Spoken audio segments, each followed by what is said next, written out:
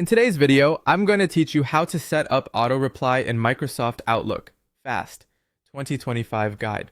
Start by opening your web browser and heading to Microsoft Outlook on the web. Sign in to the account where you want the auto reply to run.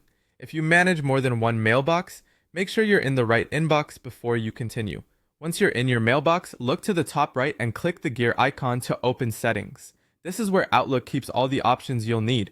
In the settings pane, select account to view account-related preferences. From there, choose automatic replies. This takes you to the page dedicated to out-of-office messages and automatic responses. Turn on automatic replies by switching the toggle to on. You'll see more options appear once it's enabled. If you want the auto reply to run only for a specific window, like a vacation or a conference, check the option that says send replies only during a time period. This prevents your inbox from replying indefinitely. Set your start time and end time. Think about time zones if you're traveling, and consider adding a small buffer so your first and last day aren't flooded with unexpected messages. For example, you might start the auto reply the evening before you're away and end it the morning after you return. Next, enter your message. Keep it clear and professional.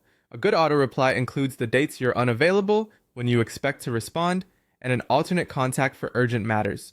You might write something like, "Thanks for your email. I'm away from the office from start date to end date and will have limited access to email. For urgent issues, please contact role or team. I'll reply as soon as I'm back." Avoid including sensitive information and keep the tone polite and concise. Depending on your account, you may see options to tailor messages for people inside your organization versus external senders. If available, adjust the wording so colleagues and outside contacts get the right context. When you're satisfied with the timing and the message, click Save. Outlook will confirm your changes, and your auto reply is now active for the period you've set. That's all you need to do. If your plans change, return to the same automatic replies page to update the message, adjust the dates, or turn the feature off early. With this set, you can step away confidently, knowing senders receive a helpful response and know what to expect.